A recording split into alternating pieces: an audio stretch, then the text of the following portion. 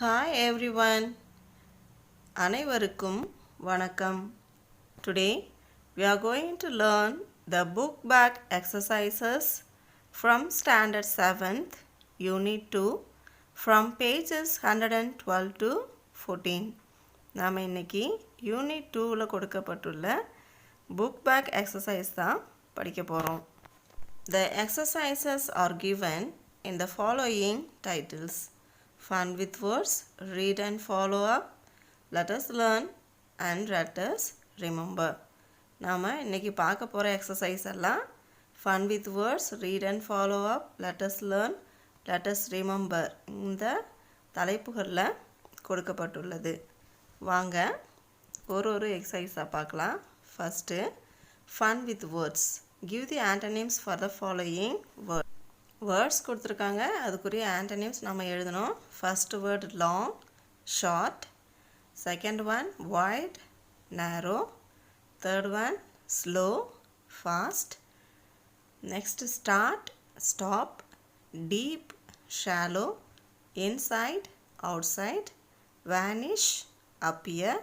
Last one whole, partly. Next நாம் பார்க்க போகிறது read and follow up. Complete this passage with words from the box. பாக்ஸில் இருக்க words வச்சு நாம் இதை ஃபில்லப் பண்ணணும். பேசேஜ் ரீட் பண்ணலாம். We entered the gates of the robots museum and looked around curiously.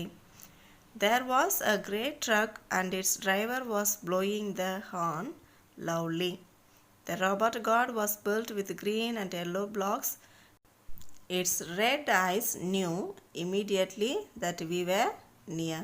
It came towards us. We all left hurriedly, a little scared, except Rohan, who shook hands with the robot bravely.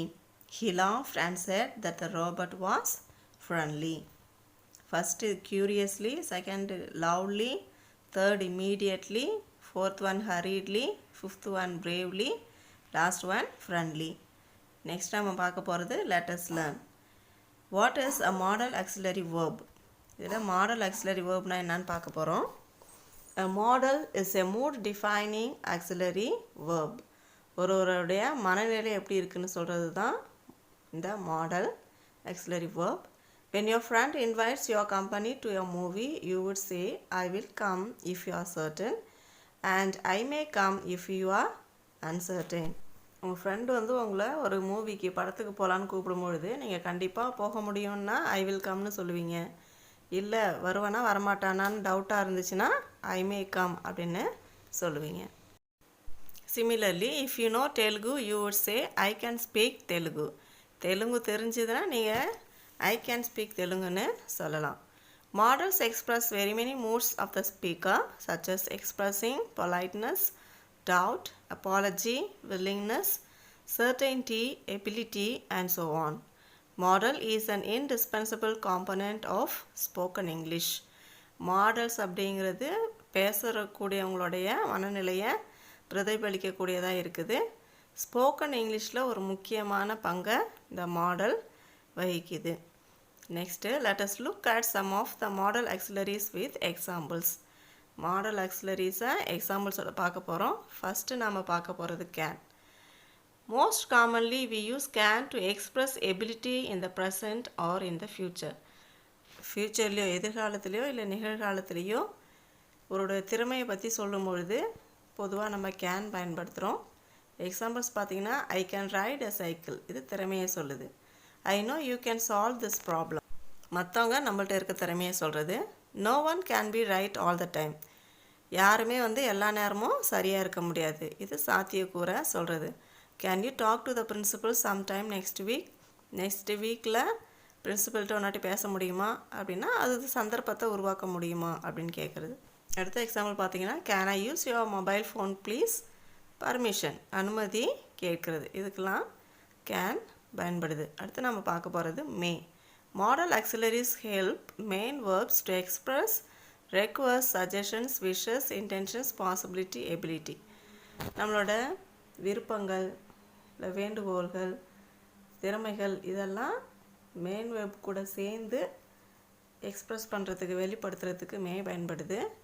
Examples பார்த்தீங்கன்னா you may go home, இது அனுமதி. மே you live long இது விருப்பம். மே ஐ go home now அனுமதி கேட்கிறது. It may rain this evening இது நடக்கலாம் அப்படிங்கிற சாத்தியக்கூறை சொல்கிறது. அடுத்து நம்ம பார்க்க போகிறது will. The modal will is used. ஒன்றா பார்க்க போகிறோம். யூசஸை first one to express willingness or promise. நம்மளோட விருப்பத்தை இல்லைன்னா நம்மளோட உறுதிமொழியை சொல்கிறதுக்கு பயன்படுது. எக்ஸாம்பிள் பார்த்தீங்கன்னா we will support you. Second பார்த்தீங்கன்னா டு எக்ஸ்பிரஸ் எ த்ரெட் பயமுறுத்துறதுக்கு பயன்படுது. Example I will report it to the police.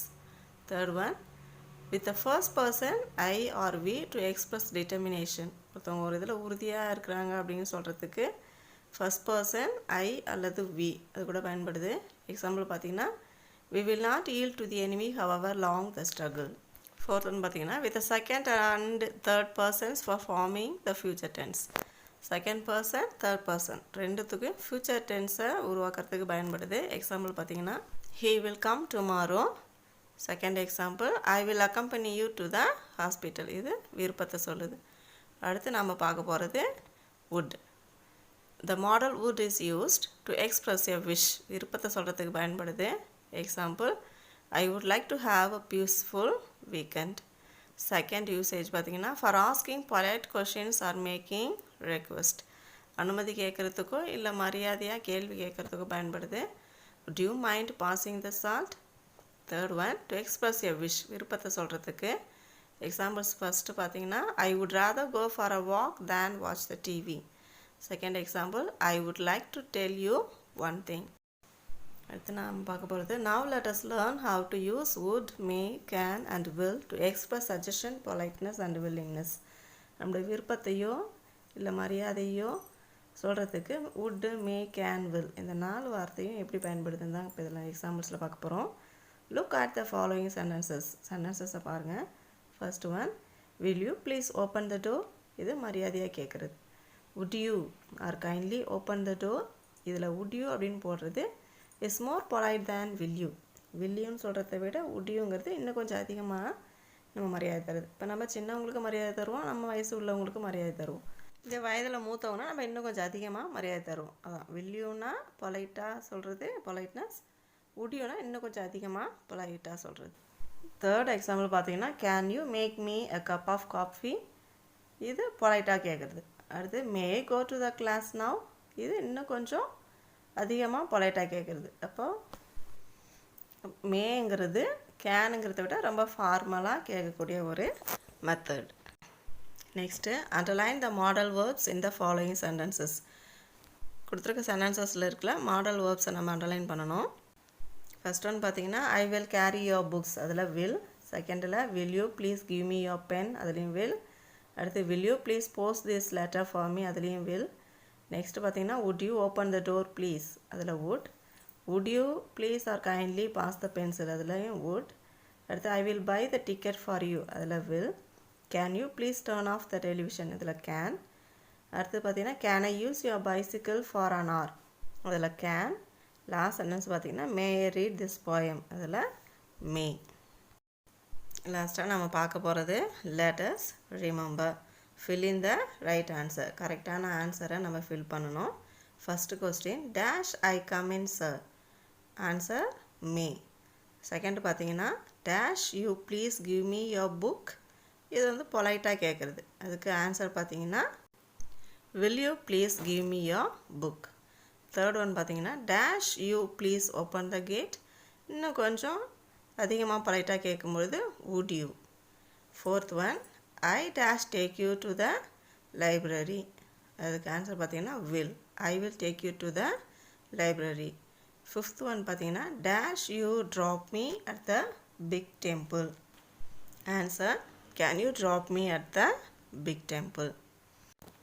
Thank you for watching this video.